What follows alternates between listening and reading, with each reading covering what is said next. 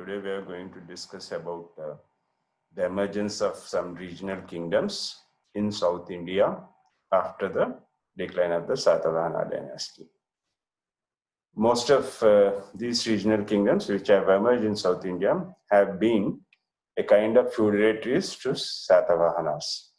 During the last stages of Satavahanas, when the power of the Satavahanas was on decline, these regional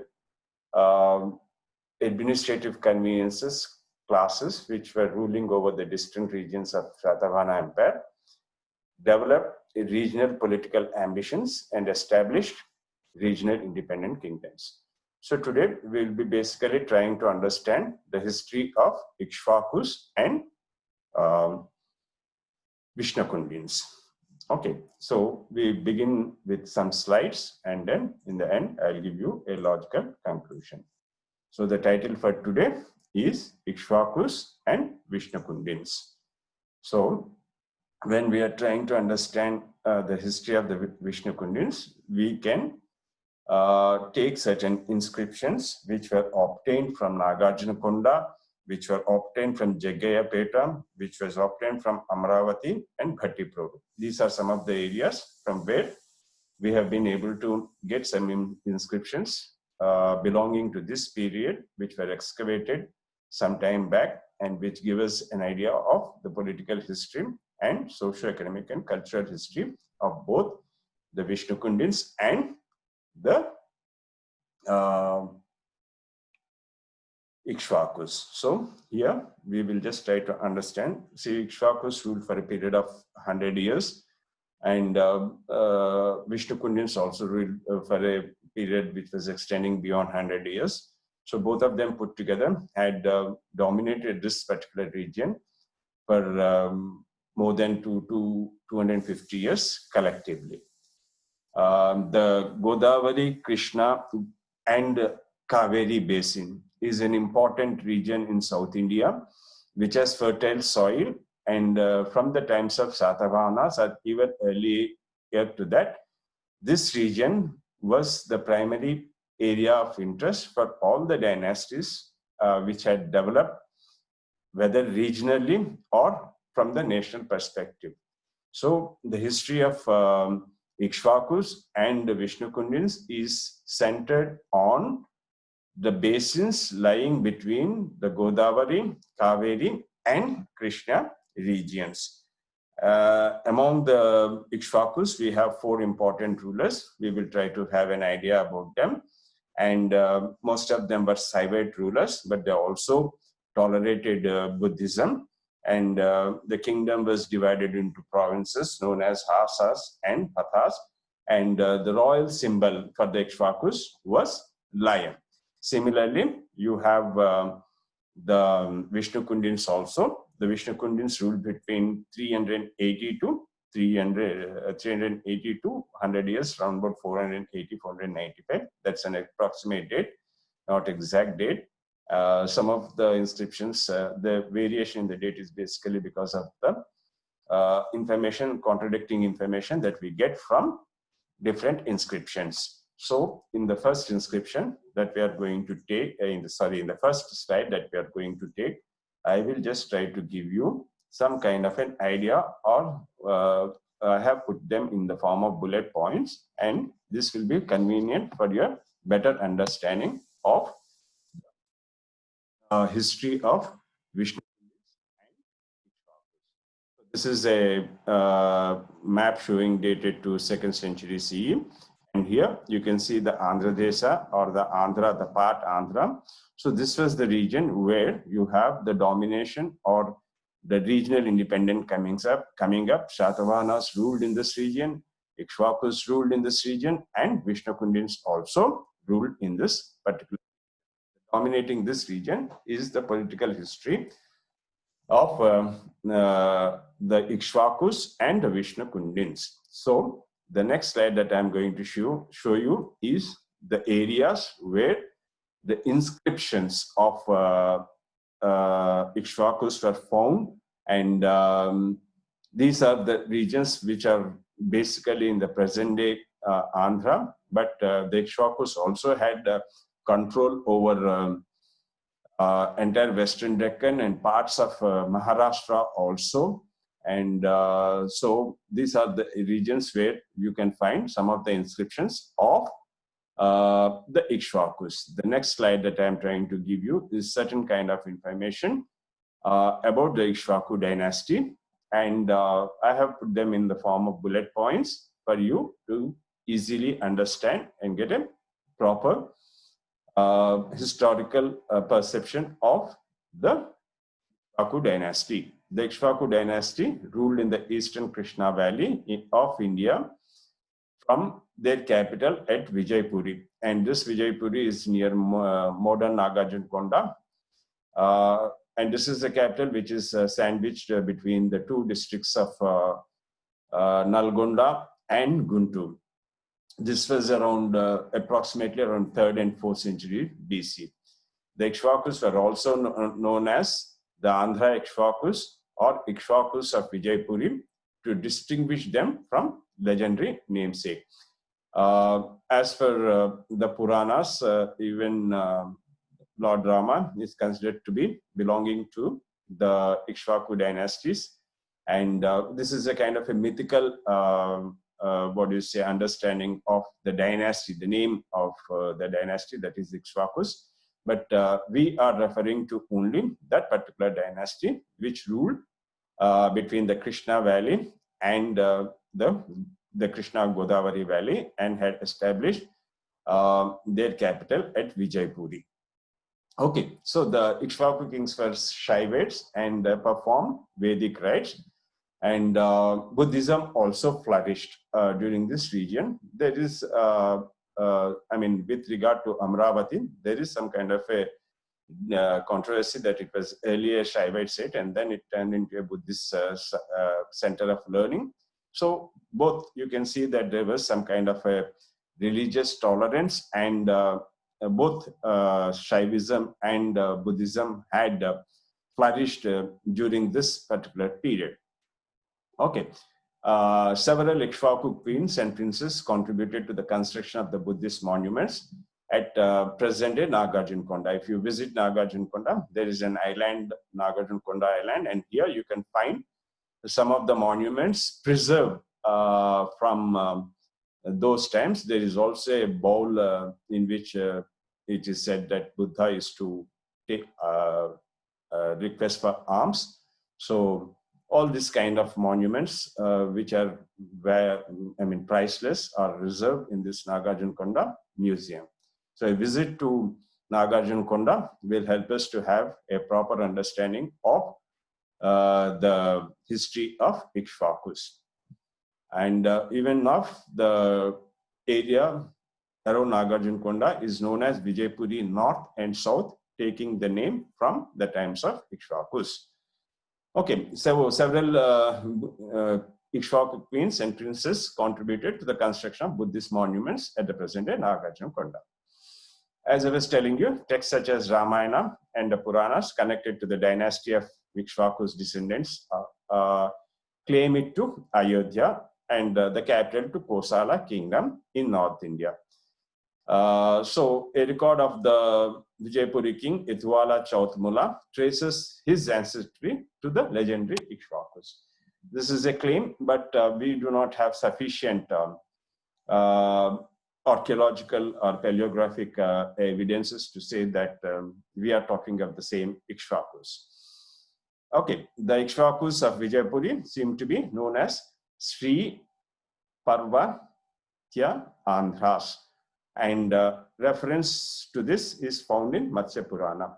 And the present day, if you visit Nagarjunakonda, the island on which the museum is located is also known as Sri Parvatam. Okay, so we can see certain kind of linkages from the times of Ikshvakus down to the present times. So this is an important understanding that we can get about the origins and the extent of the empire in which they had ruled over during that particular period. Okay, so now we will go into the details, some of the details of 3-4 important rulers who ruled in this particular period. The dynasty's founder was Vashishtaputra Chantamula. Vashishtaputra rose to power after the decline of the Satavahana power. See, as I was telling you, the Ikshvakus were given the area of Andhra region during the times of Satavahanas for their administrative convenience. As I was telling you in the beginning, that after a decline in the Satavahana power, regional people, regional ambitious people who were a part of the feudatory structure of the Satavahanas, who were at times ruling as the vassal kings and who were at times functioning as the functionaries of their divisions of the empire, developed regional independence and regional political ambitions and established their own kingdoms. So the Ikshvakus is also one such dynasty which has emerged in the Andhra region after the decline of the Satavahana power. And this is attested by the Rentala in Kesanapalli inscription. We get this idea based on two inscriptions. What are the two inscriptions? The two inscriptions are Rentala and Kesanapalli inscriptions. Okay, so the Rentala inscription is dated to the 5th regnal year, calls him Sri Kantamula. Sri Kantamula. So Vishnu Vasishtaputra Chautamula is also known as Sri Kantamula. The 4th line of Kesanapalli inscription, dated to his 13th regnal year and inscribed on the pillar of a Buddhist stupa, names him as the founder of the Ikshvaku dynasty. Okay, so we have archaeological evidence to say that the founder of Ikshvaku dynasty is Vasishtaputra Chautamula. Okay, and the dynasty has references in Ramayana and other epics which belong to the epic age. But the actual period which we are talking about is the period of the Ikshvaku dynasty, which ruled over Vijaypuri, making Vijaypuri as their capital, which ruled over the Andhra region, Telangana and Maharashtra region. Okay, so for all this, we have archaeological evidences. Unless or until there is an archaeological evidence, we cannot come to any kind of a conclusion. The records of the later Ikshvaku kings describe Chautmula as a great performer of Vedic sacrifices such as Angishtoma, Vajipeya, and Ashwamedha. These are some of the yajnas or Vedic rites where sacrifices were done. Agnishtoma is one such thing. Vajipeya is one such thing. Ashwamedha is also. These three are connected to the Vedic times.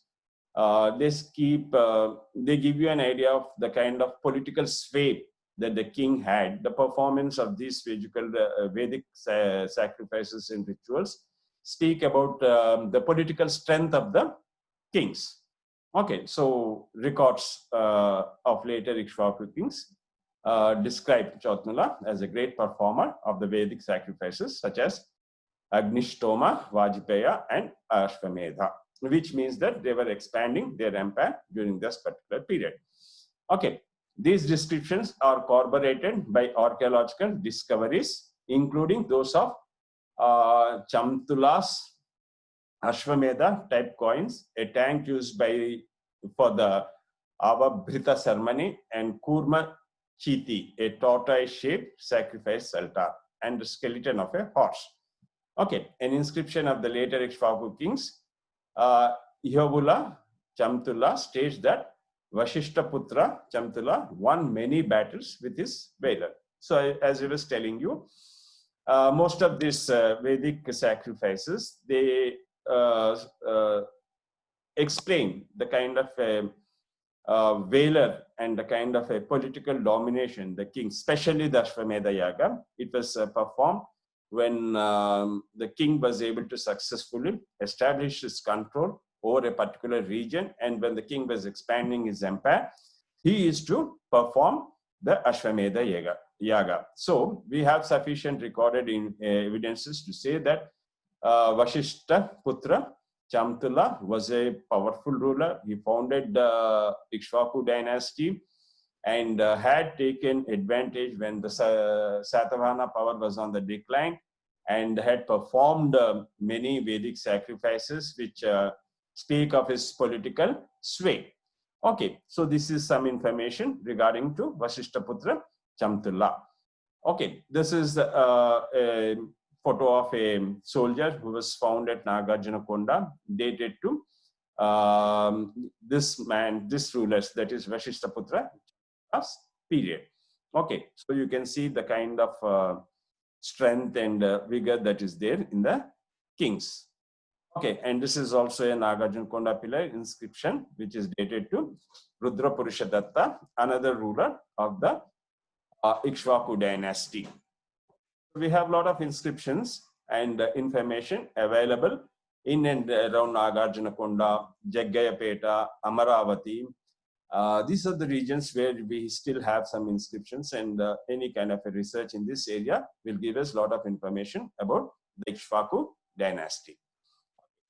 So, taking up the further details, Vasishtaputra Itvala Chamtula ruled for a period of 24 years and is attested by inscriptions.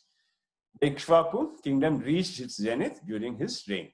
Several Hindu and Buddhist shrines were constructed during his reign. His Pathagandi Gudem inscription is the oldest known copper plate charter discovered from the Indian subcontinent. So you have copper plates, you have inscriptions which give us a detailed history of the Ikshvakus. So the Ikshvaku history is defended. The political history or the social, economic, and cultural history of the Ikshvakus is very well defended by inscriptions, copper plates, coins, etc.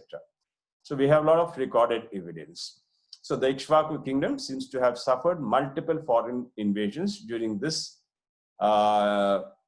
Chamtula's reign. During his period, you have naturally in the ancient and medieval periods, kings either they never used to expand, they used to contract. So if you were a weak ruler, you were prone to be invaded by the neighboring kingdom or from any other. You could expect an invasion from any other part of the different kingdoms that were there in the Indian subcontinent during this particular period. So maintaining a well and trained and efficient army was an essential feature during the ancient and medieval periods. So during this Ivatula's reign, we also have foreign invasions during his particular period. He was able to defend some of them.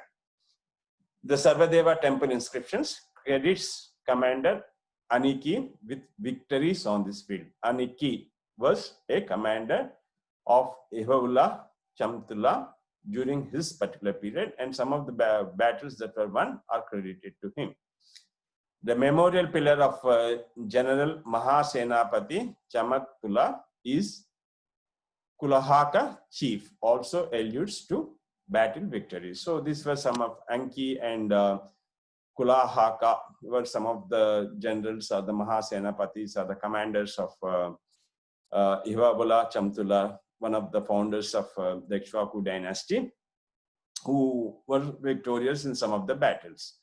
Okay, so the Shakas or the Western Kshatrapatas appear to have greatly influenced the Ikshvaku kingdom during this particular king's rule. Okay, we can say that because some of the inscriptions issued during this period use the Shaka title Swamin for the king. An inscription of them to commemorate Vamana Bhatta issued during the 11th regnal year of his son Rudra Purushadatta uses this title Savim for all the preceding kings. So influence of the neighboring kingdoms, the Shaka rulers, for taking up the titles.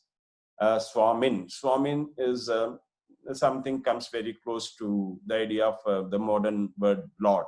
Okay, so these speaking titles, they indicate the kind of a political control. Like for example, Raja, Maharaja, Raja Di Raja, Raja Martanda Teja. These are all inflammatory titles which speak about the extent of political control that the rulers had on the region. So the title is indicative of the political power of a ruler. So Swamin is also a title which was enjoyed by this ruler, which is an indicative of his political power during his particular period. Okay, so when we are trying to understand the decline, we will just see the decline. So here I have given you a list of the 4 important rulers of the Ikshvaku dynasty, and they are the Chamtula 210 to 250 CE, Veerapurusha Datta 250 to 275 CE, Ibadullah Chautmula 275 to 297 or 300 CE, Rudrapurusha Datta 300 to 325 CE. Okay. So we get this from Upender Singh's book on ancient India and the regions of Ikshvaku rulers.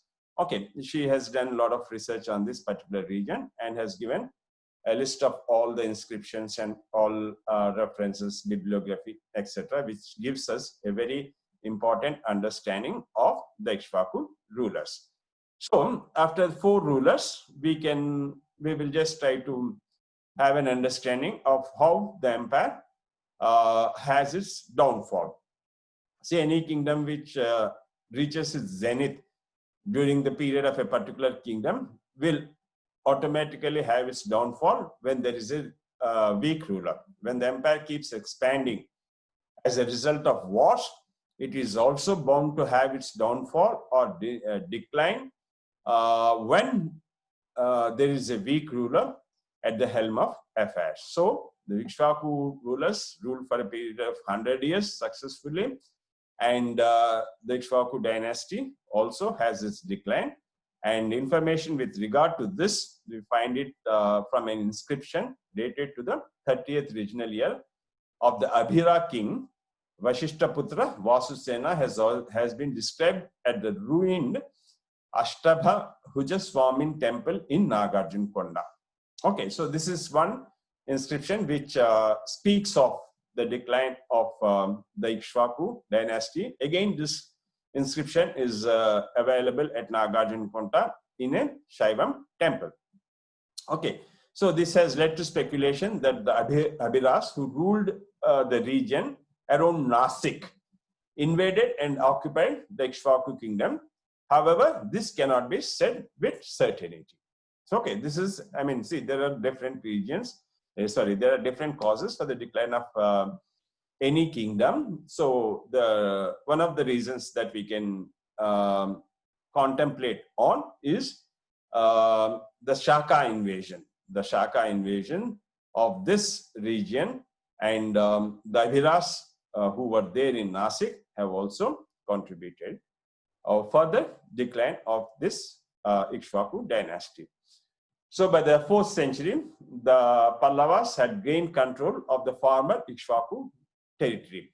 See, the Ikshvakus were the feudatories of Shatavahanas, and Pallavas also were a kind of a semi-feudatories of the Ikshvakus, and the Ikshvaku rulers were reduced to vassal status. So the Pallavas gained control over the Godavari, Kaveri, and Krishna basin. See, when we are trying to understand the history of South India, this was a geographical region which had a lot of importance. The region between Godavari, Kaveri, and Krishna. These plains and deltas were very important, and the villages or gramas developed along the river, and some of them had become important trade centers. So control over the trade centers and control over the fertile land became one of the topmost priorities of the dynasties which had emerged here, and kings who had a political ambition. So this region, the history of all the various dynasties that have ruled in South India, their political history is based or centered around the Godavari, Krishna, and Kaveri basins. Okay, so here I have shown you I'm showing you again the earlier slide where you have the 4 important rulers of the Ikshvaku dynasty. So now we will move to the next regional independent kingdom which ruled over in this particular period.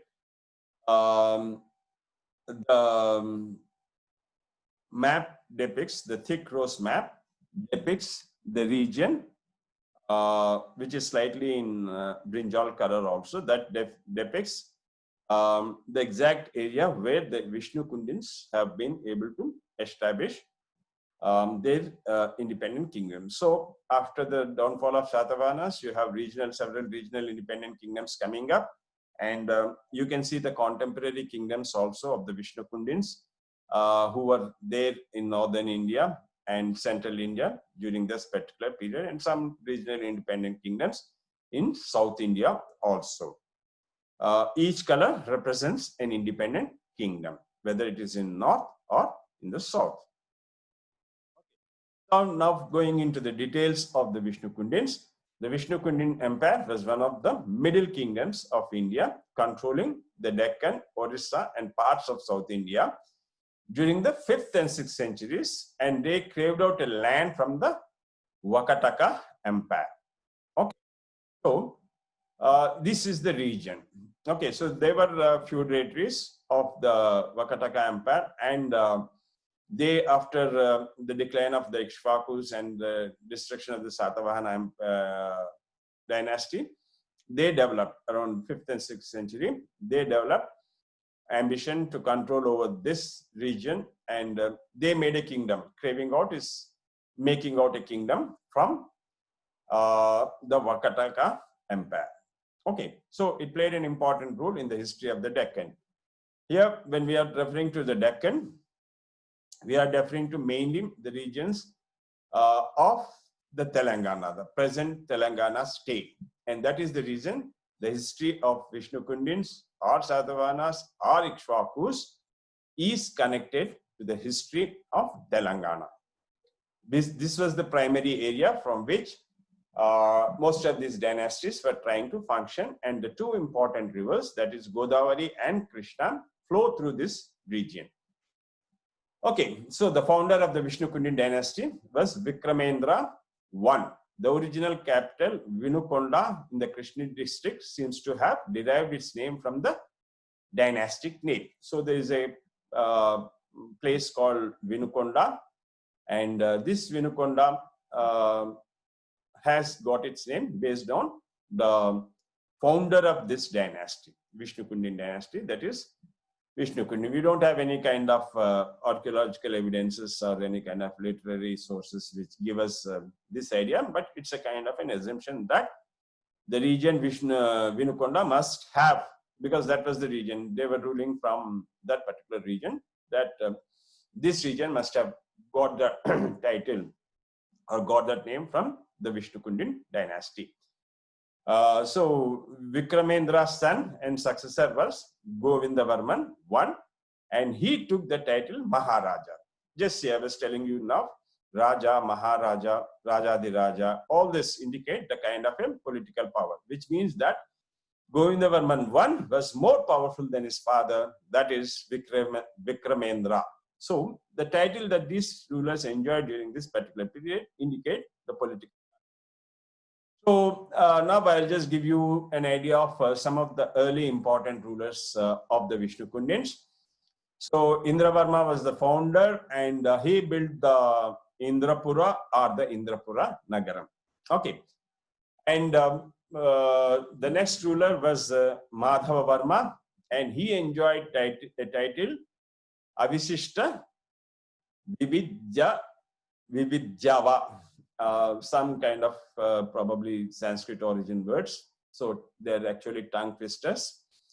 So you can just see that it is Avishta Vividya Divya. Madhava Varma enjoyed this particular title. And he performed many divine tests. See, they were basically influenced by the Vedic Dharma and the Sanatana Dharma, and most of these rulers had taken up some of the Vedic rituals during their period, which clearly indicates their lineage towards the Hindu religion. At the same time, they were also very tolerant with the Buddhists and the spread of Buddhism in the Indian subcontinent in this particular period.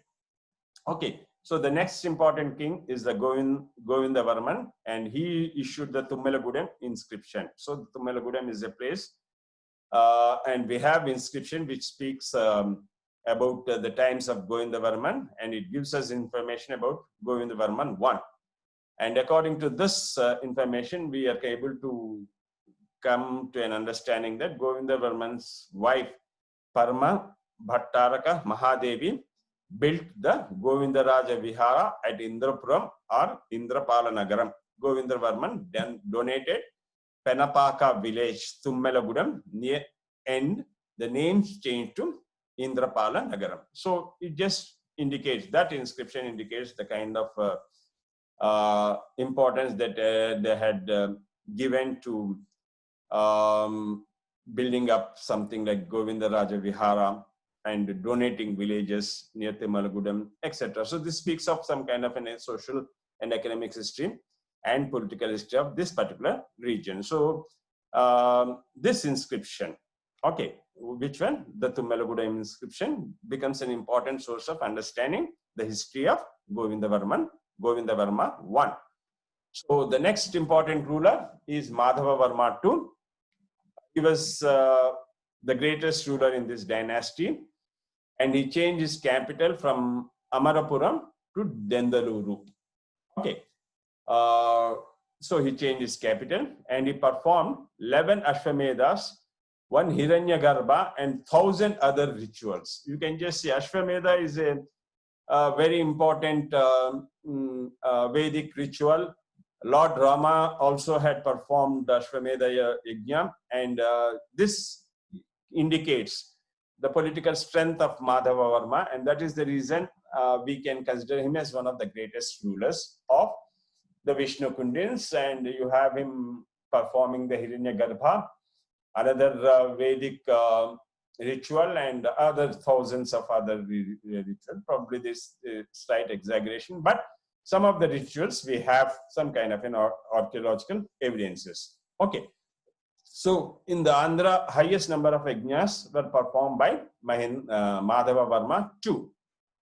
Okay, he conquered Devastram by defeating Vashishtas. He conquered Pitapuram, and according to the Kanpur inscription, he defeated the Vakatakas king Prithvi, Sena, and married princess of Vakatas. Okay, so these are all indicative of the political strength that these rulers have enjoyed and the way they have extended their empire during this particular period. So according to another pillar inscription from Velapuru near or in Guntur district, Madhavavarma II built Dhanta Mukha Swami temple at Velapuru. Dantamukha Swami temple. That's a temple built at Velapuru, and this Velapuru inscription states that it also speaks of the political sphere of Madhavavarma II. So the titles that were enjoyed by Madhavavarma II are Devadi Deva, indicative, very indicative. The word Devadi Deva is very indicative, and Parama Brahma is also very indicative. Okay. Kind of evoking the divine sentiments, and Paramasthiti. Okay, so these are all the three important titles that were enjoyed by Madhavavarma, and they had a lot of control over this particular region. And then the next important ruler happens to be Vikramendra Varma I. There's not much of information about him. We can just say that he gave donations to Anasapura Vihara, which is having some kind of an archaeological evidence. Then you have Vikramendra II, and Vikramendra II, Pulakesin II defeated Vikramendra Varma II and conquered Vishnu Kundin kingdom in 616 AD. And this is known from Marturu inscription of Pulakesin II. So that speaks of the decline of Vikramendra Varma or the Vishnu Kundins. Okay, so we will just have an understanding of a brief understanding of the Vishnu Kundin's administration also. So the Vishnu Kundins, for their administrative convenience, they had divided an empire into a number of Rashtras and Vaishyas, and inscriptions refer to Palki, Rashtra, Karma Rashtra, Gudadi, Vaishya, etc., which were used during this particular period. And Madhava Varma III appointed members of the royal family as viceroys of various areas of the kingdom. And the king was the highest court of appeal in the administration of justice. The Vishnu Kundin rulers established various kinds of punishment for various crimes, and they were known for impartial judgment and high sense of justice. Okay, so this is, see, the ancient state almost had the same kind of information when it comes to socio-economic and cultural conditions. So here we have tried to, today's class, we have tried to have some kind of an idea about Ikshvakus and Vishnu Kundins. And almost all the ancient dynasties, the society, economy, the society is based, and the economy is based on the feudal structures that have emerged. And most of the cultural contributions are based on their contribution to temple and temple architecture, or Buddhist and Buddhist architecture.